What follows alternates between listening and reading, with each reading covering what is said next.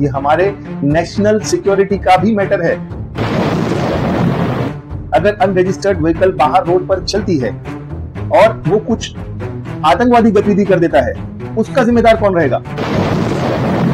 ये बहुत बड़ा सवाल है जो हम लोगों के बीच लाना चाहते हैं कि आप समझिए, ये कोई छोटा मुद्दा नहीं।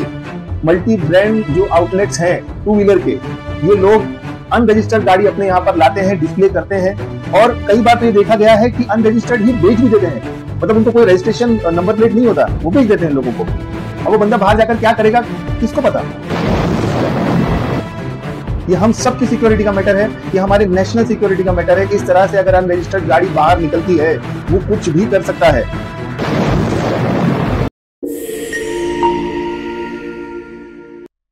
नमस्कार, मैं हूं बिलाल शेख और आज मैं हमारे पत्रकार मित्रगणों का हार्दिक स्वागत करता हूं।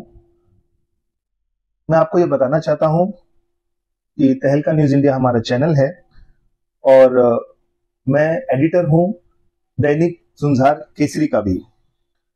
आज जो ये न्यूज हम कर रहे हैं, एक तरह से एक छोटी प्रेस कॉन्फ्रेंस है।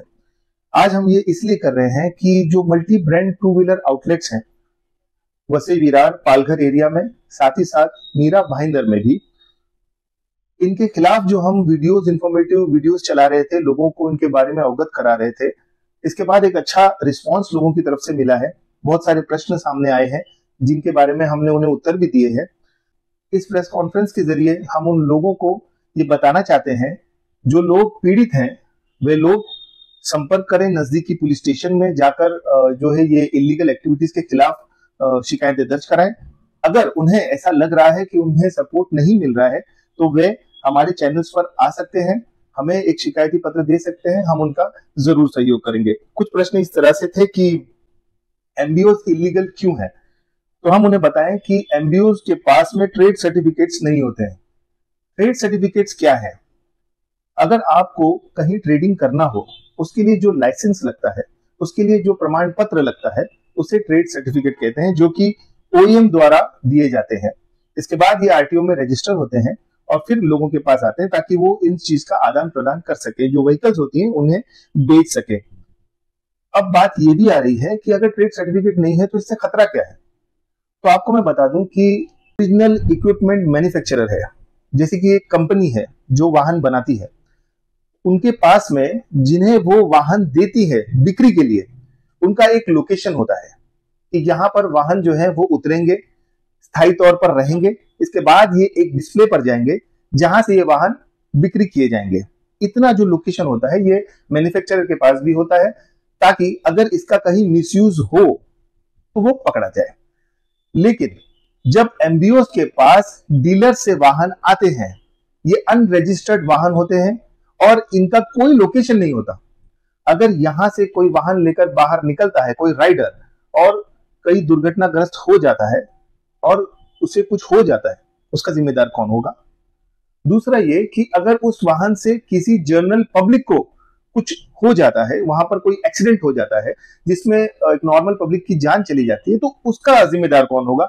उसे कौन इंश्योरेंस देगा? उसके बारे में कौन सोचेगा? ये चीज जो है ये हमें नहीं मिलती है।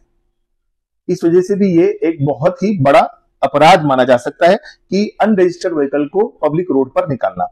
अच्छा, इसके बाद एक और चीज हम आपको बता दें, वो ये है कि ये मुद्दा यहां पर ही नहीं रुकता, ये हमारे नेशनल सिक्योरिटी का भी मैटर है। अगर अनरजिस्टर्ड व्हीकल बाहर रोड पर चलती है और वो कुछ आतंकवादी गतिविधि कर देता है, उसका जिम्मेदार कौन रहेगा?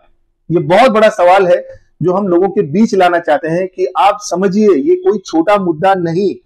मल्टी ब्रांड जो आउटलेट्स हैं टू व्हीलर के, ये लोग अनरजिस्टर्ड गाड़ी अपने यहाँ पर लाते हैं, डिस्प्ले करते हैं, और कई बार तो ये देखा गया है कि अनरजिस्टर्ड ही बेच भी देते हैं। मतलब उनको कोई रजिस्ट्रेशन नंबर प्लेट नहीं होता, वो बेच देते हैं लोगों को। अब वो बंदा बाहर जाकर क्या करेगा, किसको पता?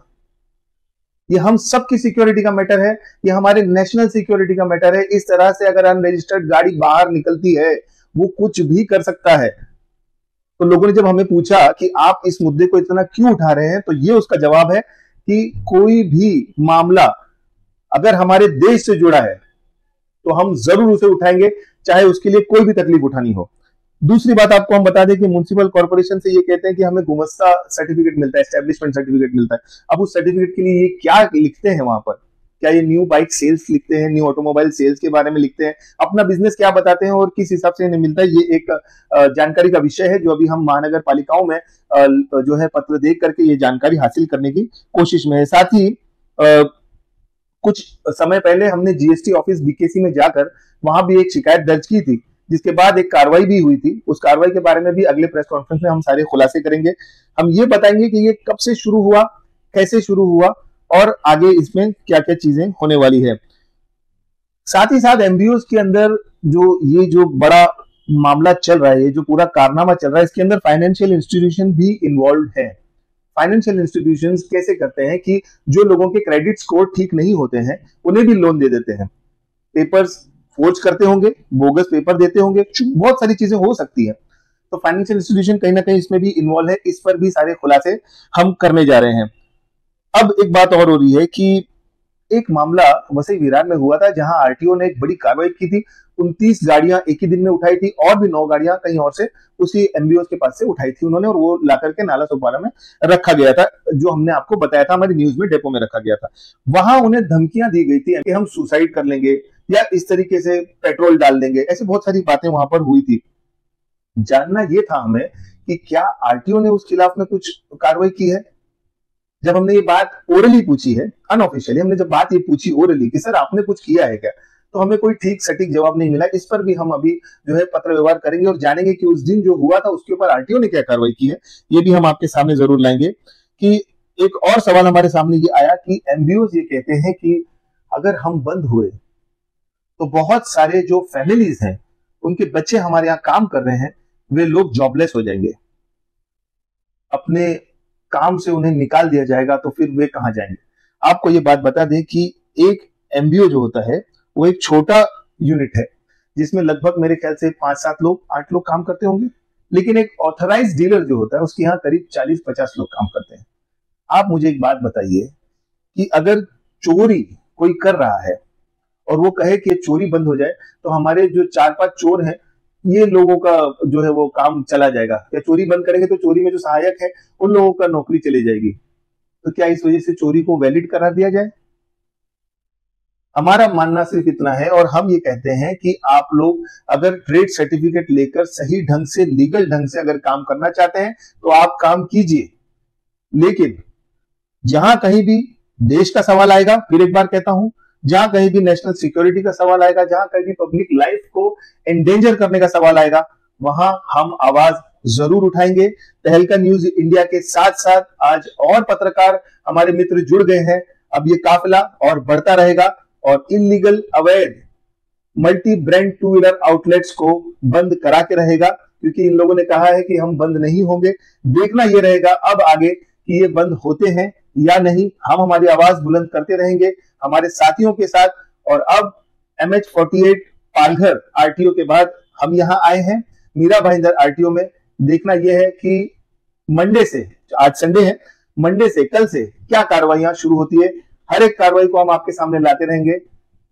हमारे साथ जुड़े रहिए। हमारे साथ और भी 2 चैनल्स हैं यहाँ पर। लोकहित न्यूज चैनल है जिसे आप जरूर देखिए, इनके अपडेट्स को देखते रहिए और लाइक, शेयर और सब्सक्राइब जरूर कीजिए। साथ ही साथ सतर्क पुलिस टाइम्स भी एक न्यूज चैनल है, इसे आप जरूर देखिए, सारे अपडेट्स देखिए, लाइक, शेयर और सब्सक्राइब कीजिए और सपोर्ट कीजिए लोकहित न्यूज, सतर्क पुलिस टाइम्स और तहलका न्यूज इंडिया के लिए। धन्यवाद, शुक्रिया, नमस्कार।